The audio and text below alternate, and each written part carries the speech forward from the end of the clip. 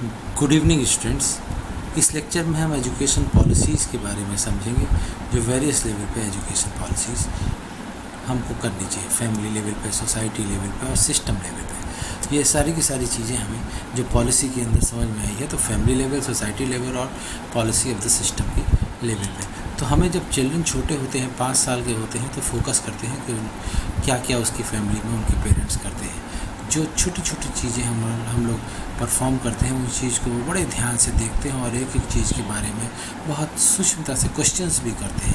Routine practices जो हमारी होती हैं जीने की, उससे रिलेटेड वो सारी की सारी चीज़ें माइन्यूटली समझते हैं, बिहेवियर को समझते हैं, माँ बाप, भाई बहन के साथ, सारे फ्रेंड्स के साथ हमारा संबंध किस तरीके से, कैसे हम रिएक्ट कर रहे हैं। और कोई बाहर से आता है पड़ोसी, उसके साथ हमारा मिलना जुलना कैसा है, कभी हम झूठ बोलते हैं, कब हम सच बोलते हैं, इस तरीके की सारी चीज़ें वो ऑब्ज़र्व करते हैं। तो पेरेंट को थोड़ा सा अटेंशन पे करने की ज़रूरत है, और जो भी मिसअंडरस्टैंडिंग या मिस्टेक्स चाइल्ड के सामने वो करते हैं, वो सारी की सारी चीज़ें वो उन्हें अवॉइड करनी चाहिए। अब चाइल्ड जो होता है फैमिली में इरीगेट होता है, मतलब वहाँ से सीधे धीरे धीरे सारी चीज़ें उसके अंदर जाती हैं। तो पेरेंट्स चाइल्ड को अप्रिसिएट कर सकते हैं जो अपनी फैमिली से उसको मिलना चाहिए, उससे रिलेटेड। तो माइंडसेट जो है उसका है कोऑपरेशन की तरफ ले जाने की कोशिश करें। अपॉर्चुनिटीज़ जो जीने की हैं, किस तरीके से उनको एक दूसरे के साथ मिल बांट करके हम शेयर करते हैं, स्टोरीज सुनाना, राइट बिहेवियर रखना। फैमिली में बिजनेस प्रोडक्शन वगैरह है तो चाइल्ड को समझाना, उसकी स्किल के बारे में उसको डेवलप करना। कोई एक्स्ट्रा नीड नहीं है उसको एजुकेशन की, उस एरिया में वो धीरे धीरे वो चीज़ों को समझता चला जाता है। और इसी तरीके से फॉर्मल प्रोसेस टीचिंग लर्निंग का जो होता है वो बाद में काम करता है। पहले फैमिली का बहुत बड़ा फैक्टर है जो उसकी एजुकेशन में मेन रोल प्ले करती है, तब जाकर के स्कूल, कॉलेजेस, यूनिवर्सिटी का वाला रोल प्ले होता है। अब इसके बाद एजुकेशन में सोसाइटी लेवल पे अगर हम बात करें तो मीडिया, टेलीविज़न, ड्रामा, बुक्स, ये सारी की सारी चीज़ें बहुत इफ़ेक्ट डालती हैं।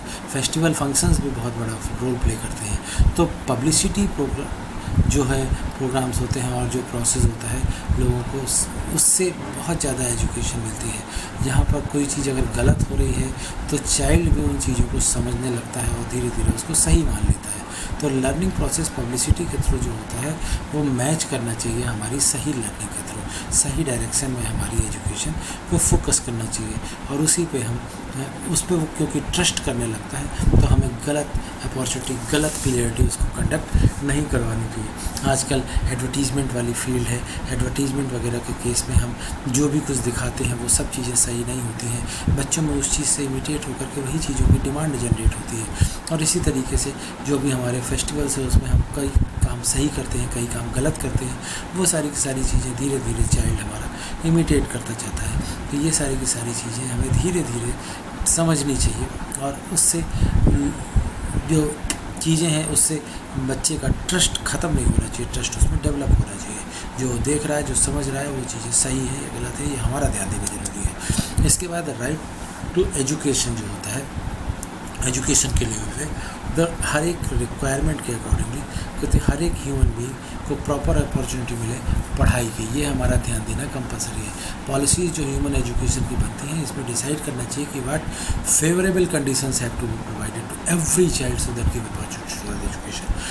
तो दूसरी चीज़ properly expended in the policies कि क्या और कितना हमारे प्रोडक्शन के लिए रिक्वायर्ड है। प्राइमरी स्कूल में गांव के लेवल पर, सेकेंडरी लेवल पे 2-4 गांव आसपास हमें घुमाने चाहिए।